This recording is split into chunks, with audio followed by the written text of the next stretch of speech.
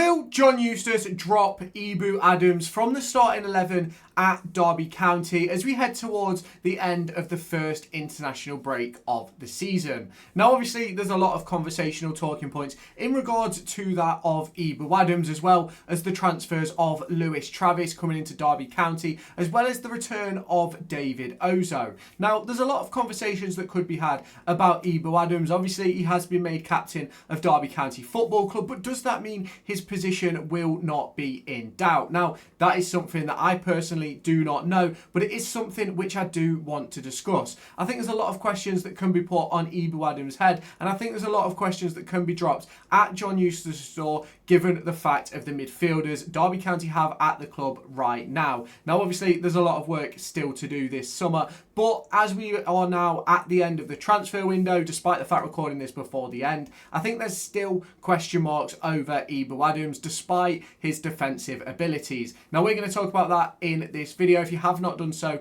already, make sure you hit that like button, hit that subscribe button, and turn on that notification bell. If you have not done so already as well, check out Kitbag, CD Keys, and NordVPN down in the description. That's one way of helping this channel by getting yourselves a product. But shall we now get into it? Head on over to raffle.com, linked down in the description, so that you can get yourselves into the raffle to win 2 Derby County home tickets or a 2025-26 DCFC kit of your choice. Tickets start at just £1 per ticket, with a range of different bundles available to you, where you can buy 2 tickets, get 2 free, 5 tickets, get 5 free, 10 tickets to get 10 free, and 15 tickets for 15 free. All you need to do is head on over to Derby County's website, get yourself a fan ID. So if you are the winner of this raffle, I can send you over those tickets, and all you have to do is enter a question just a little bit about Jamie Carragher and what club he played at for his entire career.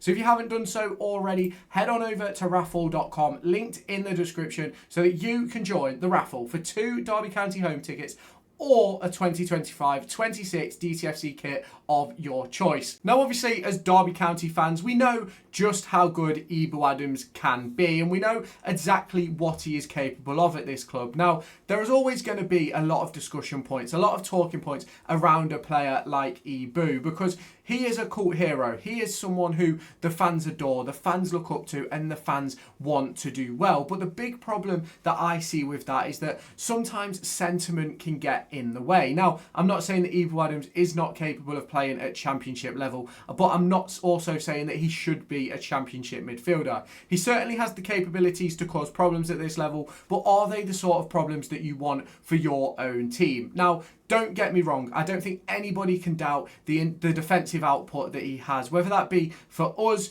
on the ball. It is terrible, though. That is the problem, and that is where my major issue is. And if we look across the course of the summer transfer window, we've obviously bought the likes of David Ozo into the club. We've bought in Bobby Clark, Ryan Brewster, Andreas Fireman. You look at someone like Kenzo Heldmine. You look at Lewis Travis, who is, as I'm recording this, set to sign but not yet announced. And I think there's a massive, massive deal going on at Derby County in that midfield position, because I listened back to John Eustace during his pre-match press conference heading into the game against Stoke City, where he discussed that he wanted us to become a less direct team, a team that's better on the ball, a team that causes more problems on the ball. And in my personal opinion, I can't see that happening with Ebou Adams in the team. Now, there's a lot of talking points around Ebou Adams, because across the course of the 2025-26 season so far, he's only played 20 minutes in his natural position as that deeper lying midfielder. And for me, I think that speaks volumes of where Derby County is heading across the course of the next few weeks and maybe the next few months as well, because I think the arrival of Lewis Travis and obviously having David Ozo as well spells potentially the end for Ebou Adams as a starter, and maybe even as the captain of this football club, despite only really being given captaincy, 6 or 7 months ago. And I think that we really have to look at this from a non-sentimental value. We all love Ebou Adams for his work rate, his tackling, his determination, his ability to break up play.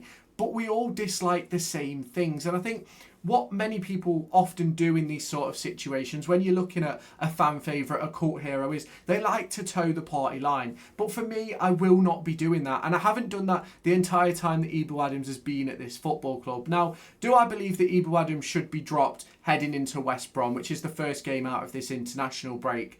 I don't believe so. But do I believe that over the course of the next 6 to 7 months that Ebou Adams will no longer be a starter at Derby County? I absolutely do believe so. Obviously, that does depend on fitness levels of other players and potential signings that may come in January, transfers that may not have even happened at the point of me recording this video, because obviously, when you look at that midfield area and you look at championship clubs, you look at successful championship clubs, it's all about having that ability on the ball as well as the other side of it. And I think that, for me, is where Ebou Adams lacks. It's having that ability to make a 30-yard defence splitting pass. I don't think he can do that. It's being able to play in those tight areas. Again, something I don't think Ebou Adams can do. You then look at certain situations where, especially against Bristol City, where he was playing in that role behind Carlton Morris with Andreas Weimann, and he didn't really show for the ball. He didn't want the ball in his feet in those positions. And for me, that is why he can't play in that area. You put a player like Bobby Clark, like Ryan Brewster, they want to get on the ball in those positions. They want to try and make things happen. And you look at someone like even Kenzo Heldmine. Now, for me, Kenzo Heldmine is a deeper midfielder. I will never turn away from that. He should always play deeper. He should either play as part of a midfield three with a holder, not with a 10, or part of a double pivot for me. And that is because of his technical ability, his ability to get on the ball, his ability to break lines, his ability to make things happen. And don't get me wrong, Ebou Adams causes problems with his work rate, with his defensive ability. But in terms of what he does on the ball, I just don't necessarily think it works. Now, does he drag defenders in and out of position? Absolutely. But is that what we need from someone who is playing in that role, trying to help our forward line? In my opinion, it definitely isn't. And there's a lot of work that needs to be done from John Eustace going forward in terms of our midfield structure, making sure that we have the right balance of defensive ability, of attacking ability, and also having that possessional-based skill as well. And for me, you look back at a player like George Thorne, you look back at players like Will Hughes, Craig Bryson, Jeff Hendrick when he came through the academy, and you look at that and you go, they were unbelievable midfielders. And for me, if you put our 2013 midfield against our current midfield, they would wipe the floor of us purely on technical ability. You don't need to worry about the defensive side of things if the other team can't get the ball. And that's what we used to see as Derby County fans under Steve McLaren, with John Eustace as the backup holding midfielder to a likes of a George Thorne. And we were a completely different team to the one we're seeing now. Now, obviously, Derby County are looking to build momentum in the Championship and try and become that team that is going to cause problems long term and are going to be a team that maybe are battling for promotion in 12 to 24 months' time. But ultimately, this season is all about building. It's all about putting everything together, pushing ourselves further and making sure that we have a team that we can be proud of. And that, in my opinion, starts off with the midfield. The defensive line for me, once everybody is fit, is probably one of the best in the league. Kane Wilson, Sondre Langas, Matt Clark and Owen Beck. 4 unbelievable talents. If you add in Max Johnston as well, who I certainly do think will be a starter for Derby County across the course of this season, it just gets better and better and better. But the one thing for me that I think lets us down massively, whatever formation we play, is that 3 in midfield. Having a defensive midfielder like Ebou playing as the number 10